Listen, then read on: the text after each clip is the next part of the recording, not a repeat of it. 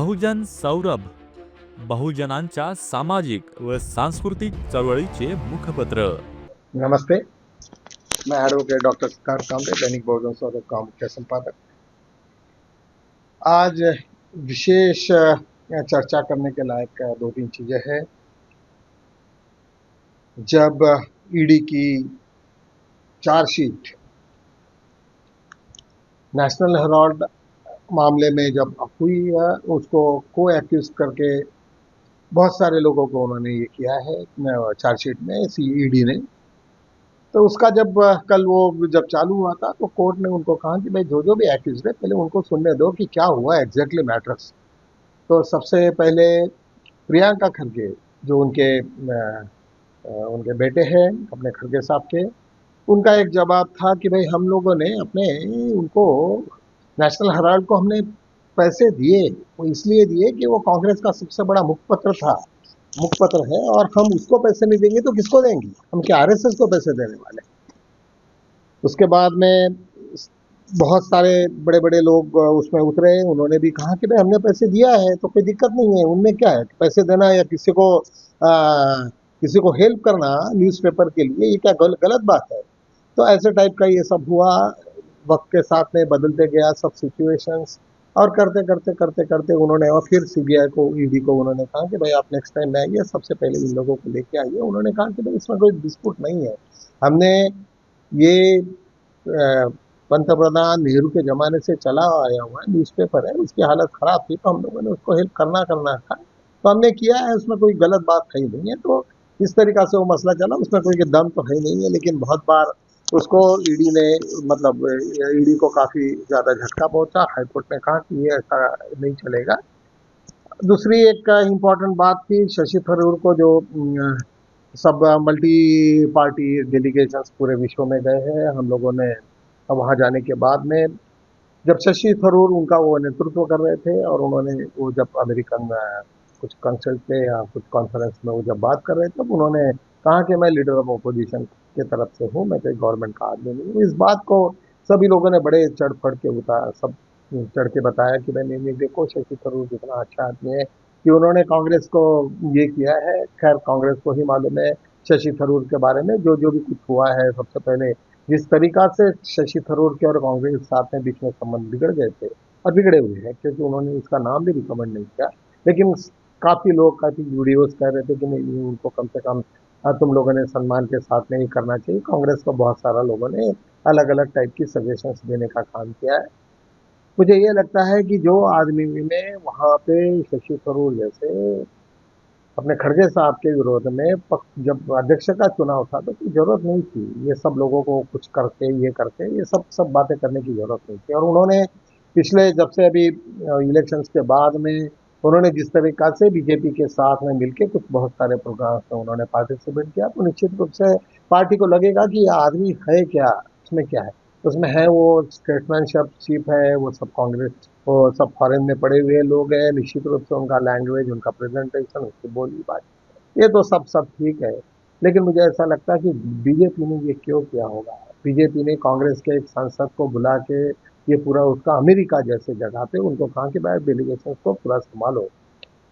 मुझे ऐसा लग रहा कि कुछ ना कुछ जगह पे कुछ तो भी बीजेपी को बहुत जरा गहरा ये लग रहा है कि आने वाले दिनों में जिस तरीका से सुप्रीम कोर्ट का रुख बदल गया, वहाँ की जुडिशियरी का रुख बदल गया, उन लोगों ने जो ईवीएम के ऊपर में बहुत सारे कुछ चेंजेस किए। हालांकि लोगों को मालूम नहीं, लेकिन बहुत सारे जो ईवीएम और उसके साथ में और जिन जिन लोगों को उन्होंने उनके जो जो भी प्रॉब्लम्स थे लोगों के कहने थे वो सबके सब अलाउ किया है।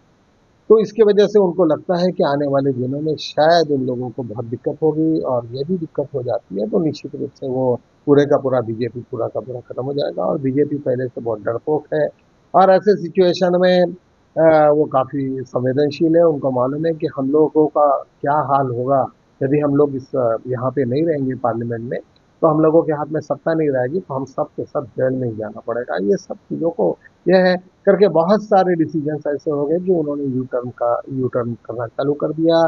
जिस तरह से लीडर ऑफ अपोजिशन थे या फिर उसको पार्लियामेंट में अभी ये जो इनका एक सभी चीफ मिनिस्टर का सम्मेलन हुआ नीति आयोग का, उसमें इस तरीका से उन्होंने बात कर रहे थे कि ऐसा लग रहा था कि अभी मोदी जी को इनको 75 ईयर्स में उनको रिटायरमेंट लेना है या क्या। तो ये सब सिचुएशंस को देखते हुए हमें तो बड़ा अचंभा लग रहा है कि ये किस तरीका से चल रहा है। उन्होंने जो पहला अभी जो एक स्टेटमेंट किया कि मेरे खून में से एक लाल सिंदूर वगैरह बहता है, ये सब जो चुनावी रैली में उसके ऊपर में कुछ एक सांसद थे रामचंद्र जांगड़ा, उन्होंने तो इतना हद कर दी कि उन्होंने लगा कि वो जो 26 शहीद हुए हैं, हमारे शहीद मतलब जिनको मारा गया नक्सलाइट लोगों ने, टेररिस्ट ने, और इन लोगों ने कहा कि उन औरतों ने यदि ये लड़े होते तो शायद वो लोग कुछ लोगों को बचा सकते थे। इस तरीका से बचाव किया गया। AK-47 है इनके पास में, हुआ नहीं कि एक सेकंड में हजारों गोलियां निकलती है ऐसे वेपन के साथ में आने के बाद में, और सब कुछ अनएक्सपेक्टेड था। किसको लगा कि कोई मजाक कर रहा है या क्या कर रहा। अब इतने मिनट में वो मार मार के सब चले गया। लोग क्या करती वो, केवल हाथ जोड़ने के अलावा उनके पास में क्या था। तो इसके ऊपर में बहुत गंदी टिप्पणी की है संपूर्ण भारत में। इस टिप्पणी के ऊपर में उन्होंने काफी आपत्ति जताई है। सभी विरोधी पक्ष लोगों ने बोला कि ये कैसा ये है देश है, ये कैसे बीजेपी है, कैसे RSS के लोग हैं।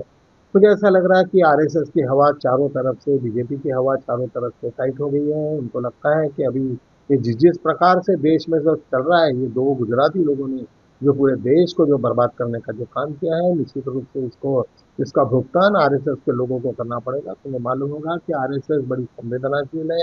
उनके कई लोगों का एम्प्लॉयमेंट उसके ऊपर में जनरेट हुआ। मुझे लगता है कि मुझे आपको बताना चाहिए, मेरा एक दोस्त है, पता जिस नज़दीक का दोस्त है, मैं ब्राह्मी में नाम बताने की जरूरत नहीं, उनका एक लड़का बहुत होता, वो RSS को, उसने कहा कि मैं RSS को ज्वाइन किया। तो मैंने भी पूछा यार तुम RSS को अपने लड़के को भेज रहे हो, बहुत ताकतवान हो तुम्हें।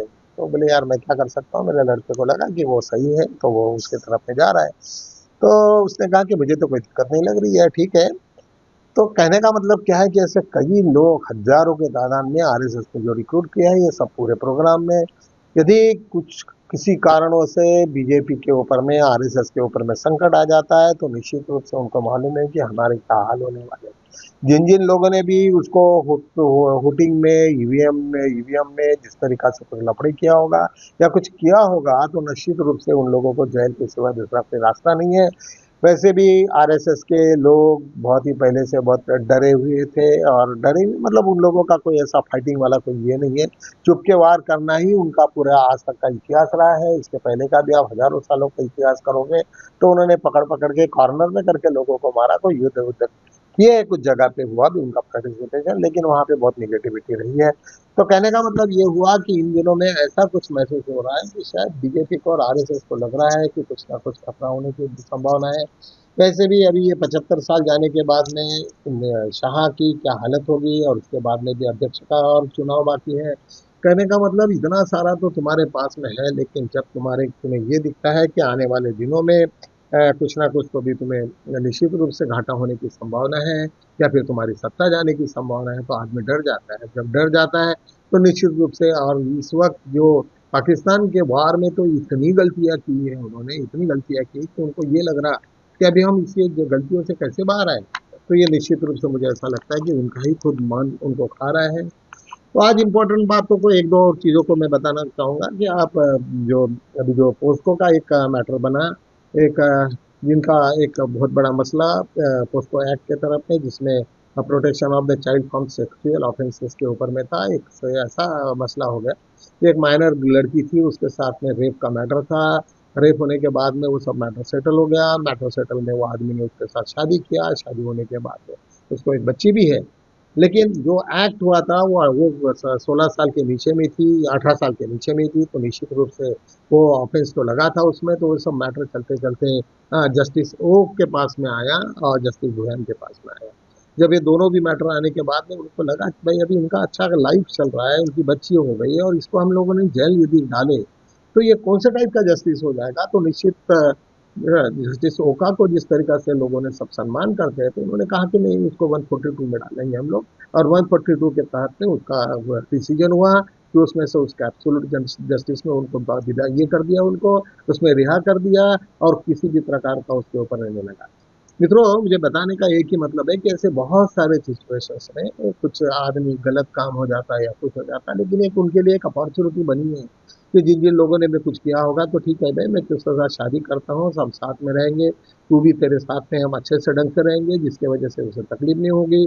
ऐसे यदि अगर हो जाता है तो निश्चित रूप से ऐसे बहुत सारे मसले हमारे यहाँ पे अलग अलग हाई कोर्ट और डिस्ट्रिक्ट कोर्ट में जो पड़े हुए हैं, तो ये जजमेंट के हिसाब से निश्चित रूप से उनको सबको राहत मिलेंगी। ये तुम्हारे लिए मालूम होना चाहिए। ऐसे टाइप का कुछ भी कोई केस होता है, कोई माइनर का कोई रेप और इस टाइप का हो गया, तो किसी न किसी ने शादी करके उसके साथ में ये हो जाता है और उसके साथ में अच्छी ज़िंदगी गुजारने की कोशिश करता है, तो निश्चित रूप से ये एक सोशल फैब्रिक से जुड़ा हुआ मैटर है और हर जगह पे ऐसे टाइप के छोटे-मोटे ये होते रहते हैं।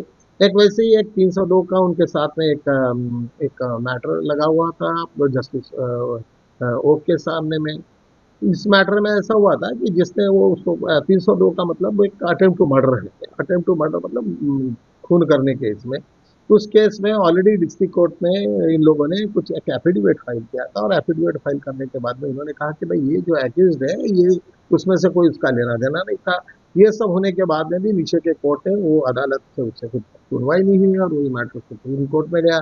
जब सुप्रीम कोर्ट में ये मैटर गया तब उसको उसके ऊपर में उन्होंने कहा कि भाई जब एफिडेविट था और उन्होंने कहा तो वो डिस्ट्रिक्ट कोर्ट का एक काम था कि उसको कम से कम उसको एफिडेविट है तो वहाँ से उसका क्रॉस एग्जामिन करना था और क्रॉस एग्जामिन करके ये बात को ख़त्म कर देना था। तो उसको वहाँ पे और लाए, तो ऐसे वक्त जब भी कभी कोई एफिडेविट हो जाता तो नीचे की अदालत में उसको ख़त्म कर देना चाहिए था। लेकिन ये आए तो ऐसा वो मैटर को उन्होंने वो केस को क्लोज कर दिया। कहने का मतलब बहुत सारे अच्छे जजेस आज भी सुप्रीम कोर्ट में है और निश्चित रूप से मुझे ऐसा लगता है कि जो बीजेपी आज जिस तरीका से मौन चल रहा है सुप्रीम कोर्ट में, तो उनको मालूम है कि चीफ इलेक्शन कमीशन का भी मैटर जल्दी लगेगा। यदि यार वो आ जाता और उसको इलीगल ठहराया जाता है तो निश्चित रूप से उनको मालूम है बीजेपी और आरएसएस को हमें क्या करना है। तो अभी ऐसा है कि हो सकता है कि आने वाले दिनों में वो कांग्रेस से माफ़ी मांगेंगे, कुछ कुछ हरकतें करेंगे, जैसे शशि थरूर को मध्यस्थी बनाएंगे, उनको कहेंगे कि भाई ठीक है जो भी हो गया लेकिन हम लोग अभी साथ में चलो। इस तरीका से ये भाषा का मुझे महसूस होती है। मुझे निश्चित ऐसा लगता है कि ऐसा कुछ हो जाए तो बहुत ही अच्छा है, सभी को राहत मिलेगी। किसी को भी नहीं चाहिए कौन सी पार्टी है, लेकिन लोगों के हित में काम करने वाली पार्टी ये निश्चित रूप से हमारे देश में होना चाहिए, जहाँ पे देश हित का काम हो। आज तक का जो जिस तरीका से भी कांग्रेस बीजेपी ने जितना भी आतंकवाद किया है, जितना भी ये किया, जिसको कई लोगों ने उनकी बहुत ही मतलब निंदा की है, तो ऐसे टाइप की सिचुएशन से कुछ बचा जा सकता है। इन्हीं उम्मीदों के साथ में अपन चलते हैं, कल मिलेंगे हम लोग फिर, तब तक के लिए जय हिंद।